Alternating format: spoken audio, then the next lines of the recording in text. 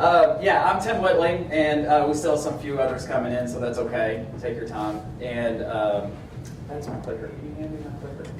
Sorry. But I don't have my clicker. I feel like I don't have my pacifier or something. So today, there's going to be a lot of information. I'm not going to lie. So when I know it's 30 minutes long, but there is going to be data, and there's going to be a lot of numbers. So I just want to warn all of you, because we don't just go online anymore, we live online. That means, the smartphone right here. So if some numbers come up and you're not necessarily paying attention to the narrative, you're probably going to get lost real quick. So I just ask that you just really look at the numbers, because it really tells the story about the journey, okay? So anyway, the first things first, this has always been the funnel. No matter what brand you're ever looking at, and all these brands we represent at TMSI, but no matter what it is, it's all about the funnel. And that funnel is people that see your message, let's say old school, right? Like television, that kind of stuff, newspaper, etc. So they're looking at impressions. But then the clicks and phone calls are people going to your website, generating forms, in-store, and then of course sales. That's been the funnel forever, right? But the funnel still exists inside of what I'm going to be talking about today. There's nothing new about the funnel. Like, the funnel of sales is not changing. It's just fundamentally how the customers are interacting with you, the brand. From a tier 1, tier 2, and a tier 3, tier 3 as in local dealers, interact with each and every one of you. So a little bit about TMSI. Just a word of caution is, the reason that you're seeing this data today is because we are Google Premier's partner, and so they allow us to have all this data, and plus we did a white paper with Google on this very subject about equipment industry and inside of how consumers are finding their way to the necessary information, and then prior to showing up to your showroom to actually have that information in the back of their heads. And so you're going to see all inside of that data here in just a second. Miss Alex already said the best way to predict the future is to invent it. We're huge into that. So if all of our dealers, especially the open dealers, love to let us play around and invent the future. Some of the things that you invent out there in the technology space, about 88% of them will grab attention, 12% does not. You got to take that 12% and quickly realize that, oh yeah, this ain't working, and shut it off, right? And get rid of it. So let's talk about this Google data. So that I'm not double amplifying, I'm going to scoot that way, is how the biggest opportunities for every single one of you in the room are actually found in the smallest moments. And this is what Google and TMSI call micro moments. But this is very important, because this is where a lot of people get lost, because we are very, very close to our businesses, and so sometimes we don't take a step back and really realize what happens. So when you're going through this process and you're looking at this stuff, think about, not about equipment, think about like looking for a TV, looking for a new house, looking for a new car. Kind of get equipment out of your mind, because you're a little close to that, right? And so you have a perception of the overview inside of equipment. But think about normal day life in your seat of how you go and shop for other products. So today's customer journey is why online, why now, and then we're going to define the micro moments. So why online? We don't go online, we live online. So an example of that is the smartphone. You never know if you're online or offline anymore. Think about it for a minute. When you're inside of your email, does your mind click and say, I'm online? Does, when you load an app for CNN or the Weather Channel to see this beautiful weather outside and see the forecast, do you realize you're online anymore? I mean, you don't. We live online, and it's because of this puppy right here that has conveyed that to us. If anybody wants to know, that says Delta, and that says Twitter. And all that's being pushed by online. So if I was disconnected, that wouldn't be happening. So that's why the data overages rack up so quickly. One of the big things about mobile is, I'll explain this. This yellow line is mobile traffic. This gray line is desktop. okay? In about let's say into 2014, this is when mobile started over-penetrating desktop.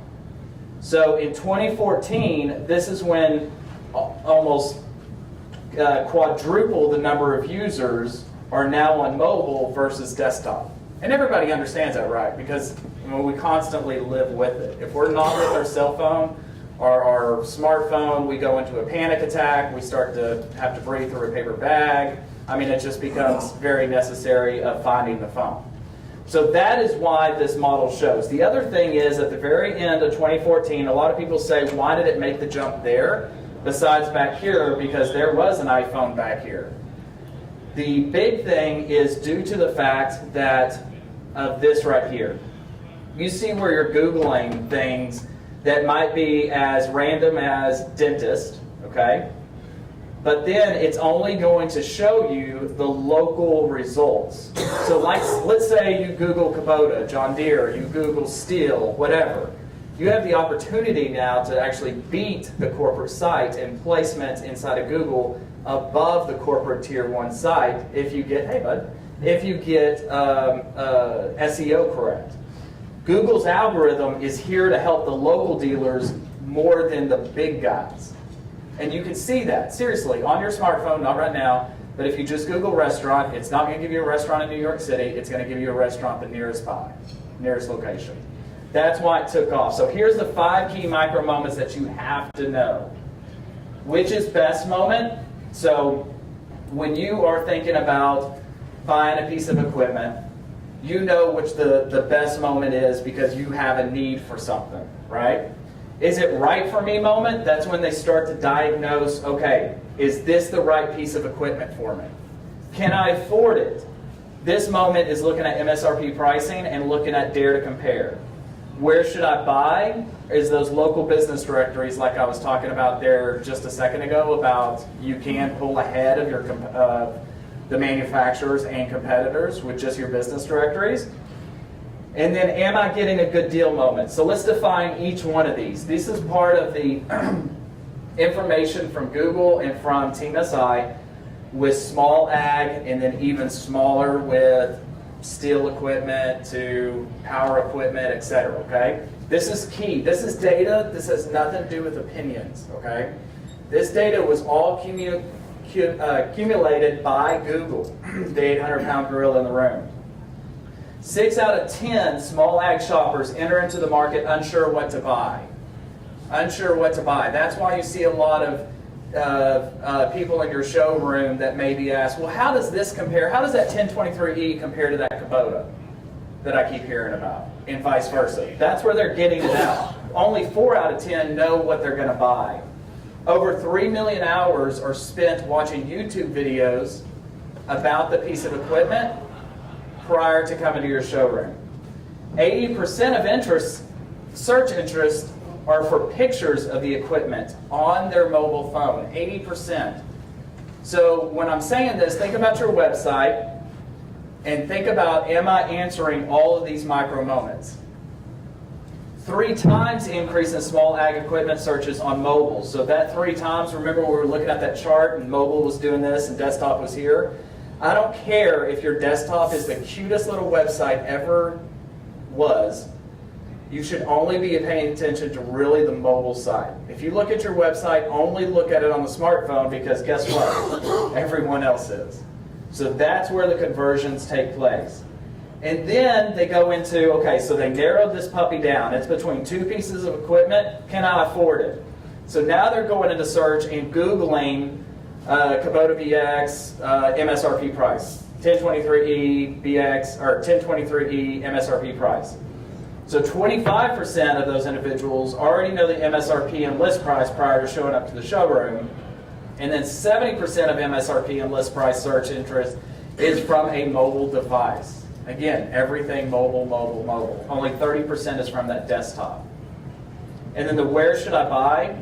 This is where it gets into the grittiness of that individual just wanting it to be nearby. So it could be business near me search interest. So the nearest location is really going to win the deal. So if you have multi-locations, who has multi-locations in here?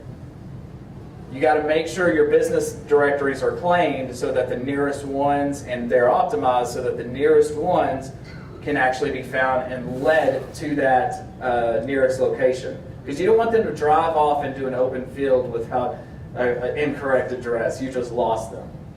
And then 1 in 3 shoppers that use their mobile devices as part of the purchase process located or called a business from their mobile device and then came in within 24 hours. So am I getting a deal moment? Half of power and small ag buyers use their mobile device at the location. So if your salespeople are like, man, these people keep getting ruder and ruder, they keep, one person is on their smartphone and the other person's talking to me and questioning me. The other person on their smartphone is really not texting or emailing. They're actually verifying what the salesperson is saying through Google search, through Bing, etc. A lot of this is derived from the automotive industry, of that not trust sector, okay? So you can blame them all you want, but that has leaked into our industry. So we got to make sure our salespeople are heavily and higher trained to be able to answer those locations, or to answer that. What's funny in this research, and if we have time we'll get to it, but inside of this research it also showcases that they have to come to your showroom 1.7 times to 2.2 times to buy that small ag piece of equipment. That's what it shows inside of the Google algorithm. And how we know this is because your smartphone is tracking you all the time and we know where you go. So when people are coming in and out, that's how that study is found. But look at this. This is only year-over-year growth. I want to be very specific. Year-over-year. In just 1 year, 12 months, but you got to think of technology as like dog years, right? So like in 7 years, quote unquote, 19% has increased on mobile, tablet, and desktop dropped 4% and 2% in only 1 year. But again, I always tell everybody, look at technology like dog years, because seriously, it changes constantly. Anybody has the new iPhone 8 yet? Anybody going to buy the new iPhone 10? Exactly. You see how rapidly it changes? So that's why you got to look at it. So let's look at something at a 3-year span. Here is the mobile queries and clicks with just the mobile device. It's up 102% over 3 years. This means that queries is actually you typed in something in the search bar on your mobile device. Clicks is people clicking on different things in their mobile device. And impressions are people seeing content from you, the local dealer. Look how everything has now started to accumulate all together. So that means if they see an impression inside of the query, they're going to click. Does that make sense? Because there's not a lot of local content out there. A lot of local dealers are not prepared for mobile at all. It reminds me a lot of the automotive days about 5-7 years ago when the automotive landscape really wasn't prepared for this either. It's just taken a little while to seep into the equipment industry. But in 3 years, 12% is down on desktop and 6% is down inside of tablet in those 3 years. And remember, when I'm talking about all of this data is 100% equipment searches. Okay, so this has nothing to do about TVs or light bulbs or anything like that, Amazon-ish, whatever.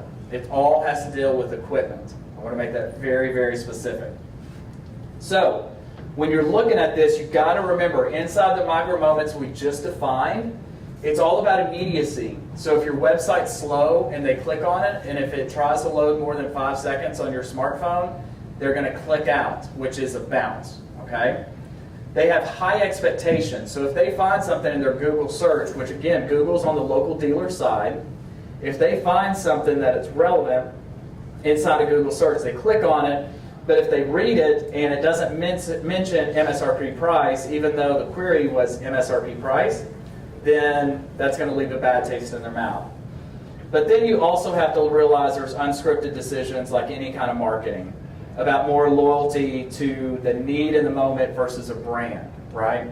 So if you have a first-time home buyer with more than 1 acre, 5 acres of land, buying in small ag for the very first time, they may not be loyal to a brand. They're just out there to search on a mobile device for the need. Does that make sense?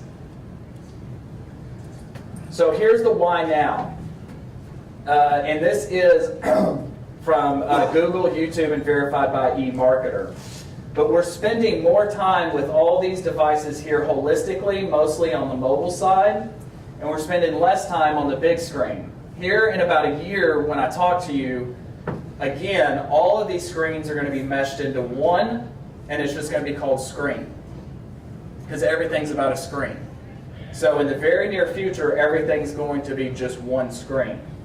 And so if you look at those ups and downs, you can kind of look at it and kind of determine, yes, I need to be in mobile this year, but next year that could all change because we're just talking about screen, period.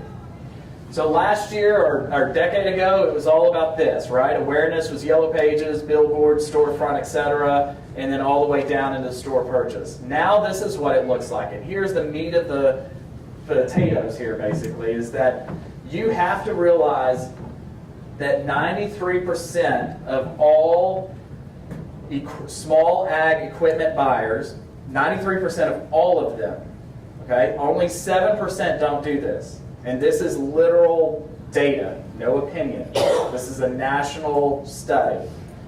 Use their smartphone to Google whatever they are looking for with that piece of equipment. Then, after that Google search, they're looking at 70% of them are looking at online video about that tractor in action, small ag, or the power line equipment, okay? 70%. I mean, who in here watches YouTube about how to do something? Every single one of you, raise your hand. So they're doing the same thing. Do you look at reviews on Amazon before you buy, or Best Buy, or whatever? Hey, guess what? They do the exact same thing. That's why I was saying maybe take your head out of equipment for a minute and put it somewhere else, because that really, really does help. So 77% are actually looking at reviews, and not only with you, but there's so many different sites out there that will rate the BX, the 1023E, steel products, etc. There's Honda equipment, etc. That there's multiple review sites that they're looking at. But one of those is where you go and Google your business directory, and that business directory has reviews.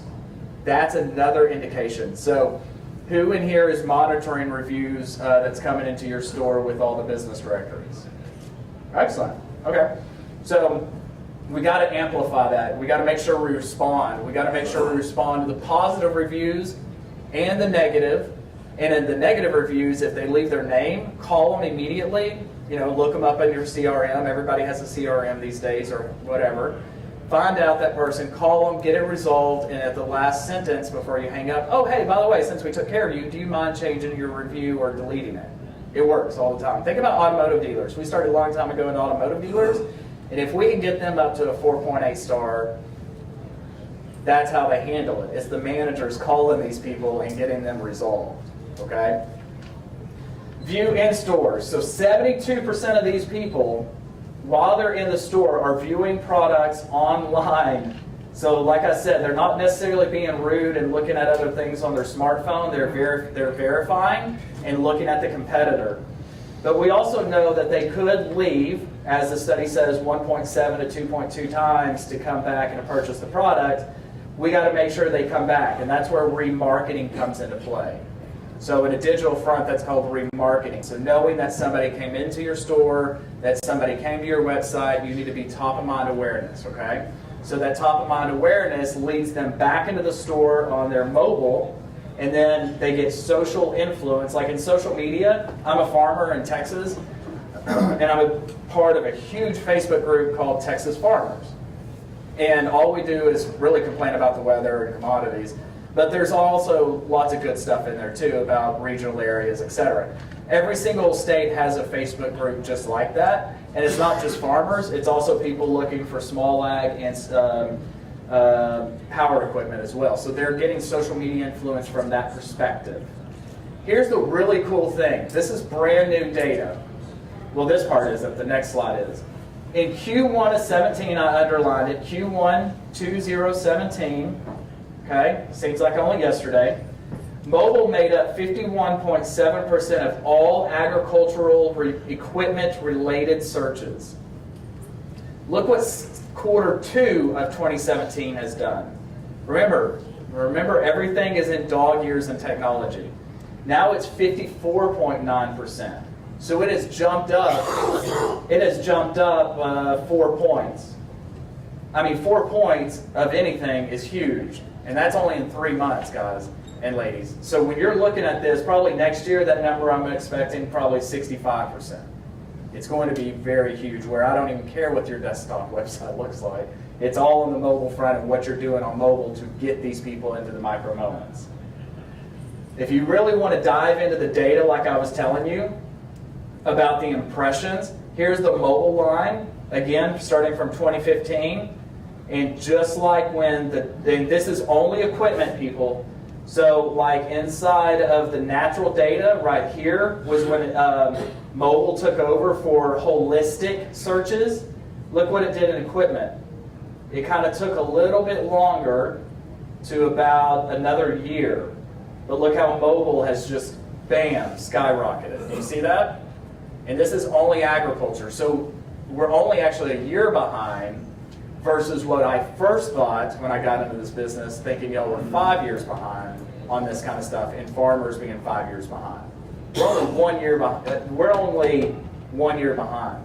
So that means we have a lot of catching up to do, right? With our marketing and how we get to these people. Who markets online right now? Who does like any digital media marketing, etc.? Not very many hands, but let me show you the importance of it. Here's where ad depth grew. So when you're looking at computer, tablet, and mobile, and again, this is 3 years, but look at 2017, most benefited by advertising inside of mobile with the ad depth of brand recognition. More than TV, more than print, more than anything, mobile. And then finally, desktop. Isn't that crazy? Because we're like, when we're at the office, y'all are all in front of a desktop, right? But when you're at home and you're watching either a sporting event, you're watching the Weather Channel, History Channel, I don't care what you're watching, you have the smartphone in front of you. You're multitasking. That's exactly what everybody else is doing as well. Here's one thing that has been consistent with Google since the year 2004 with agriculture searches is these are queries. Every time, or if anybody ever talks to you about queries, that's actual search inside of Google. Just remember that. But the queries in January and February are the lightest. March, it does this, but in April and May, it's at its peak across the country for the number of Google searches. And then June through October, it kind of flattens out, but not to like you're dead. Neither is November or December or January or February. They're not dead. We're talking about still millions of searches. It's just a lighter color. Okay? So ever since 2004, this graph has looked the exact same. Okay, and this is updated every single quarter that is updated. So inside of these micro moments, this is what we discussed here just a second ago. And it's all important, but I want to go over it again. So 93% of all equipment buyers in small ag and small or equipment, power equipment, start inside of Google search. They do search for 7.2 different websites. So let's just say power equipment real quick. They're going to go to Honda's main site, they're going to go to Stihl's main site, then they're going to come down to your site, then they're going to go down to the Honda's local site, and then they're going to go down to review sites. Do you know where I get that 7.2? How that adds up so quickly? Yes, sir. So wasn't that Digital Dealer earlier this year, which is more geared toward automotive? Yeah, I speak there all the time. You do? Yeah. And so they were talking about at least car buyers visit more sites. Yes. Do you think people visit more sites for car than ag? This study was conducted on both. But we're also going to redo the study in, just like inside of automotive, we redid their study as well. And they're up to like 14 websites or whatever it is now inside the automotive side. So that number is only going to continue to grow. I don't ever minimize it. No, actually social media is down here. I'm sorry, I did not say that. I should have said that. But 70% is watching online video. So who's creating online video for your dealership? Okay, good, because they're watching it, if you tag it right, that is. But online reviews, 77%. If you do that correctly, they love your store, you have the right location, the right phone number that doesn't go to your fax machine, you have good online reviews, guess what? They're going to come to you within 1 day of that search. If you don't have those optimized, it could take up to 5 days of finding you. And if you were at Digital Dealer, you heard about the importance of that for years. But view in store, you got to get them back, social media, and then 1.7 times to 2.2 times to actually make that purchase. And a lot of research done, especially with the power equipment side, is I have an automotive dealer that owns all the Landers Automotive Group, if you've ever heard of them, or Luther. They're the same thing. But he's their CEO. But he's constant. He loves power equipment. He reads every single review. He reads all, like for something that's $199, he goes way into depth on the search query for something that's $199. And he's a car dealer. And he's worth billions. So I just say that to say FYI. All right. So we take all this data at Team SI, and that's really why we've skyrocketed what Miss Alex was just talking about in this industry with Google data, Google Premier Partner, etc. But I wanted to leave room for questions because I know there was a lot of numbers, and I definitely respect you raising your hand. I should have said something earlier that you could have raised your hand since it was a lot of data. Yes, sir. You mentioned tagging the YouTube.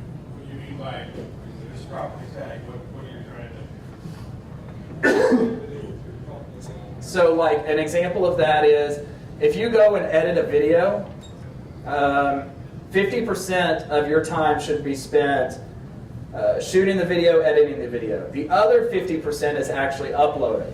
So what the gentleman was saying right next to you is that other 50%. It's a huge chunk.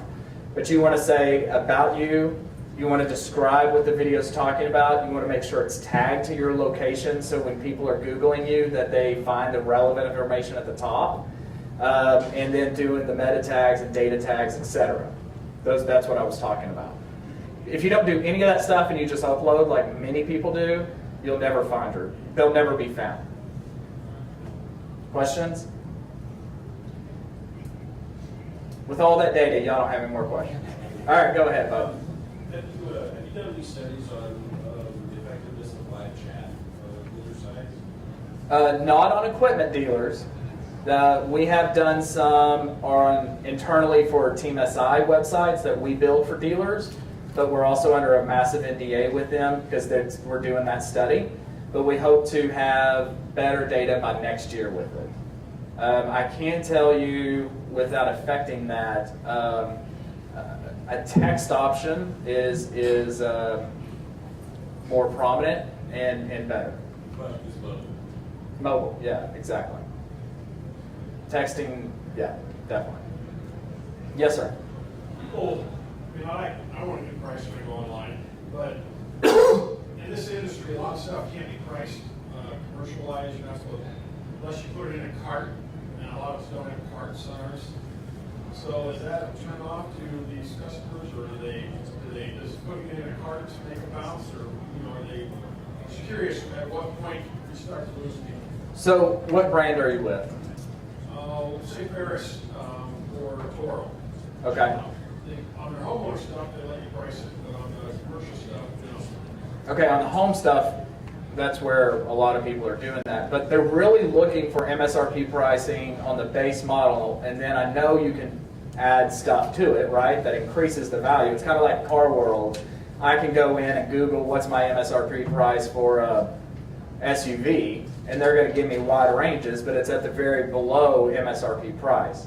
So I would push on that because that's what people are looking for, and even though it's way low, by the time you get them in the showroom, that's when you work them up in the front end and the back end, and that's where you get that. But you got to go in the door first, and if they're searching, if 25% of them won't even come in the door if you don't have it listed, I would really think about that. One other thing, retargeting, or whatever you call it, how long would you recommend retargeting somebody? So right now it's about 45-day pattern. Equipment with the automotive world, it's about 60 days, but it really depends on each one. With power equipment, it's probably in the 15 to 20 day range.